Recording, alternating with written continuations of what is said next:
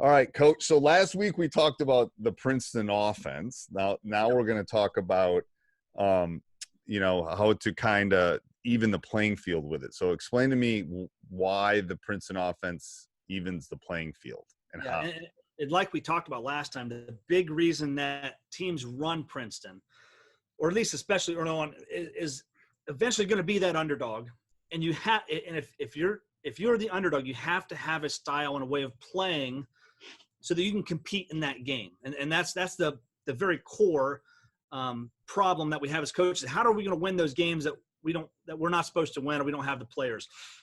So what the Princeton offense does is we're telling coaches that it evens the playing field for the underdog. And it does that in many ways, but the number one thing that it does is it takes the tension out of the game. And I've heard Princeton coaches say that. I've heard Pete Carril say that in his book. I've heard Joe Scott say that.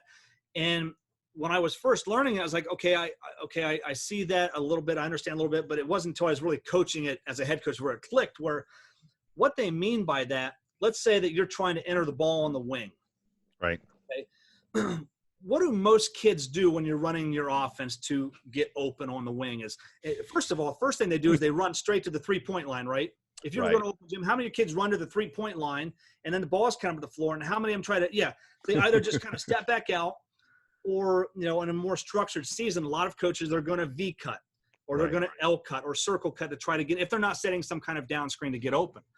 And even then, if you're playing against kids that are bigger, faster, stronger, longer, switching, setting a down screen, and teams that are switching, if they're more athletic, getting open is very difficult. Yeah. And I simplify it by saying we don't V cut when we run Princeton. We don't V cut. Nowhere in the offense are we V cutting, L cutting to get open, because we don't want to get open. Because if that kid that on that wing, if they're faster than us and we're trying to V cut and get open they're going to win that game 8 out of 10 times. Right. The whole time our point guard's just being pressured and turned and bothered, and that's when you dribble it off the foot. That's when they pick the ball up in a bad spot. So what we tell our kids is to be open. So we don't want to get open. We want to be open. And just that statement alone takes the tension out of the game. So what we do is we start off the 3-point line and above foul line extended. And we're almost 4 or 5 feet off the 3-point line when we do that. So say that again. I'll point to it right here. Right. Yeah. If you're watching, if you're watching this on YouTube. So say that again. So show me that you're. So we're above foul line extended. We almost send our player between 3-point line extended and foul line extended right here. Okay. We are 4 feet, sometimes 5 feet off the 3-point line. And we just want to be open, because the important thing is the player with the ball, especially if they're being pressured, is they've got to get rid of that ball. And we just want to get into it. We don't want to score. We don't need to score on that first pass. We just want to get into our offense. So if we stand out here off the 3-point line and we just zip it to them, okay, now we can breathe, and now we can run our cuts and pressures off. The other good thing that takes the tension out of the game is if they are denying us if we're way off the 3-point line and they're denying us, the other good thing about that is we know that we're not open. So if you're trying to V cut and get open, the point guard, while they're being pressured and turning and trying to create space to make a pass, they now have to say, are they open or are they not? Is that player closing out that passing lane? Can I get it there or can I get it not? And they zip that thing, or they try to pull it back and it dribbles off and they turn the basketball over. So we try to take the tension out of the game by saying, hey, don't try to get open. Don't V cut to get open. Just be open or not be open. Because if they're not open, great.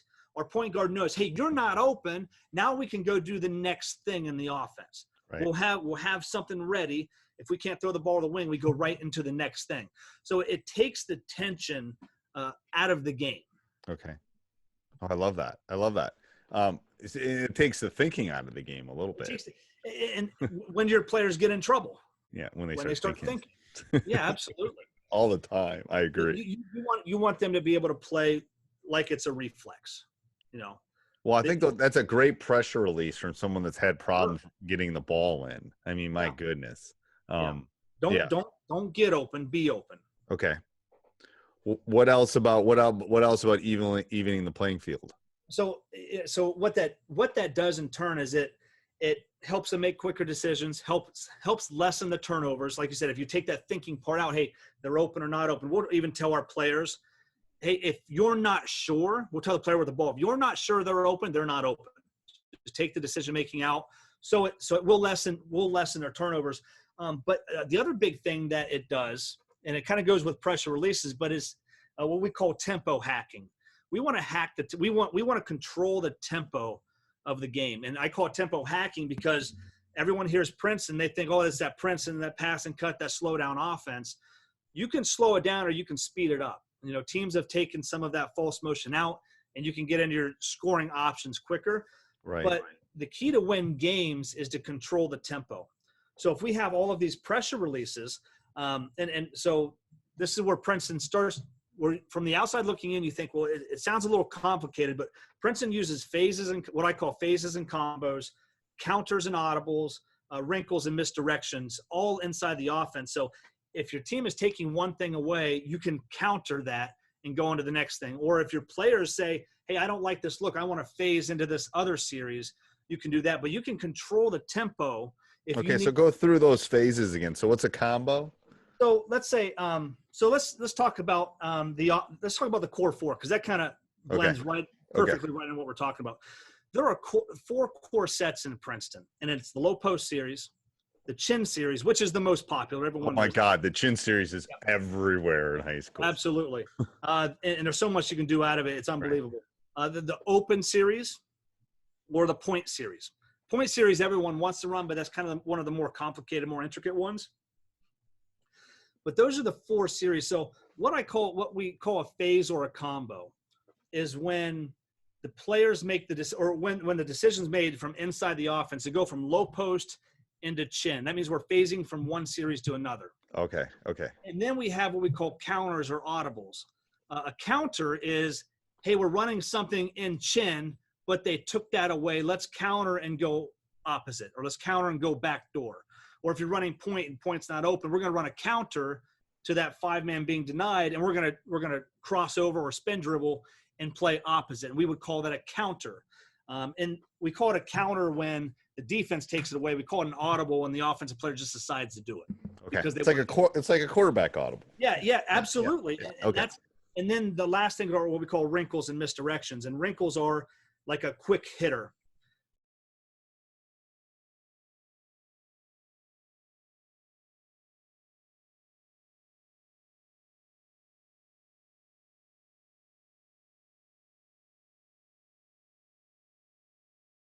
Or a misdirection play. It's a quick hitter that flows within the offense that if you don't get anything out of it, you can easily flow back into the offense. Okay. So that's one of the main reasons how what I've taken this down and made it a lot simpler for coaches to understand.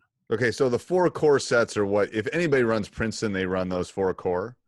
Or maybe one or two of them. It kind of, again, we talked about last week, kind of depends on your personnel. You might run low post and chin, or you might run point and open. You might run chin and open.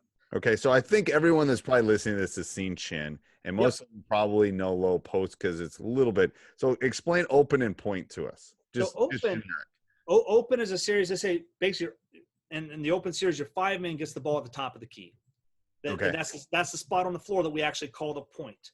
Okay. And you have 2 guards on the wings and then 2 guards in the corners.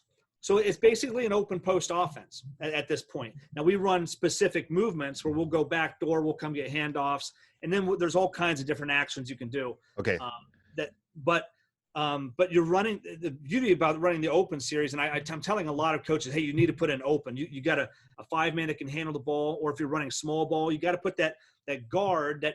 I talked to a couple of girls coaches. They said, Coach, my best player is a 5-man, but she's only 5'8".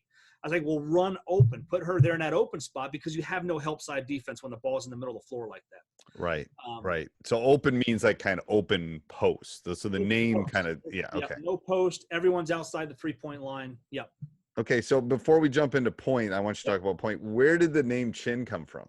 Do you know? Okay, so I saw an interview with Pete Carril, and I don't think that he called this on purpose, but they were putting this in, and I think the story goes he saw the player touch his chin before he made that guard-to-guard, that 2-pass reversal, and somehow that caught on and they started calling it chin. Okay. So, No, so actually, yeah. It's funny how that works. I had a Teach Hoops member ask me the other day about how to call offenses. I said, don't complicate. I mean, we run like a fist and an open hand and things like that. Things you can do easy. So chin is like this is as long as you can dribble a ball and do it, then I'm okay with it. Sidebar, but important one. So another way that they take the tension out of the game is with their language. So they call stuff as much as they can. They call plays what they are. So if they're running low post, they're not going to call low post Kentucky. They're going to call it low post. They say there's an extra step in learning process. So you have to learn low post. You have to learn the action. Then you have to learn that Kentucky is associated with low post. And if you have 10 of those, right? Now it's a memorization game. But they call things what they are. Low post. I think that's why I wondered if there was a meaning behind chin, but it doesn't sound like it. With chin, it just kind of came coincidental. But with like low post, they'll call low post corner. Right. Low post cut, low post screen away. When we get into wrinkles, we'll call it chin low, chin black, and low means something, black means something else. I think that's great. That's audible. I don't care if you know it's low post. Like, exactly. Yeah. And again, coach is not calling it from the side. Right. So one of the cool things is, you can like with chin, you can call chin verbally by saying chin. You can physically touch your chin, or you can throw the 2-pass reversal. Right. Those are 3 different ways you can key that offense. So if you want to run low, you throw the ball to the wing, everyone knows you're running low post. And when they throw the ball into the low post, if that guard cuts to the corner, everyone knows we're running low post corner, know what to do next. If he goes low post screen away, everyone knows just because they saw him screen away, they don't have to say anything out loud. They know what to do. If the kid goes back door, they know we're doing this. If the kid uses the screen, they know we're doing this because we put all that in. I love that. So the language it speeds up. It's another way of taking the tension out of the game. So does point have to deal with the point guard? No. So the point has to do. So everything in the offense determines on where is the ball and where is the 5-man. Okay. So it's one of their secrets. Where's the ball? Where's the 5-man will determine what they're running. So if the ball is on the wing and the 5-man's in the low post, they're running low post. And they do different actions. It's kind of hard to show on a podcast, but we can do it on the board, maybe on YouTube or something so they can see it. But when they're running point, the 5-man is at the elbow and the player with the basketball is at the point, which is the top of the key. So that's why they call that point. Okay, that makes sense. And you can get there multiple ways. One of the most popular ways, coaches will see this, and you can look this up, but they'll wave the guard through. And then the point guard's going to make some moves, and the 5-man's going to circle up, and that guard's going to do a little rub cut with the 5-man defender, and the point guard's going to cross him over and get to the point when they throw the 5-man the ball. And then they have point screen away, point over the top, point down the middle, a whole load of stuff that they can do at that point. I love that. I love that it takes – it's like if they overthink, it's too much. I love that. I love that a lot of the thinking has been taken out and that they can just react to – the specific things. All right. So tell the coaches how they can learn more about this, coach, because I'm excited. I didn't tell you last week, but I'm going to sign off both my assistant coaches. They're going to awesome. Yeah. So next week, or not next week, but here and depending on when you're listening to this podcast, if you go to teachhoopsprinceton.com, because your audience knows Teach Hoops. So we said teachhoopsprinceton.com. That's hoops with an S. We're doing a free 3-day, what we're calling it a mastermind. It's going to be live so that we can kind of answer questions as well from everyone watching. But we're going to do a 3-day event.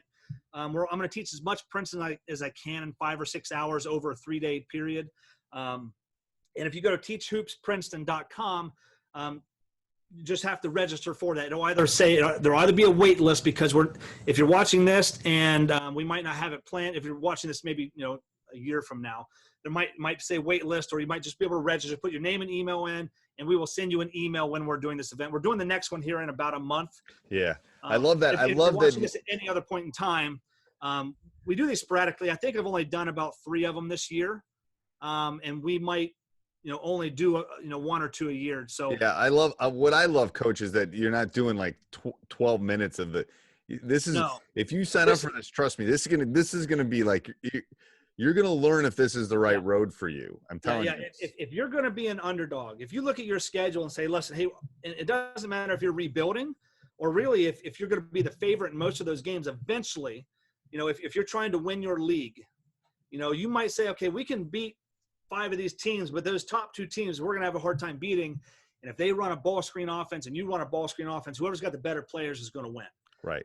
But if you're new at it, or if you want to take it to another level, it's a really good training. You can ask questions. We'll try to answer as many questions as we can. Like I said, it does take a lot to learn the Princeton offense, but we've simplified it enough to where I can really get you a good understanding in 3 days, 5-6 hours of training. Perfect. Thanks, Coach.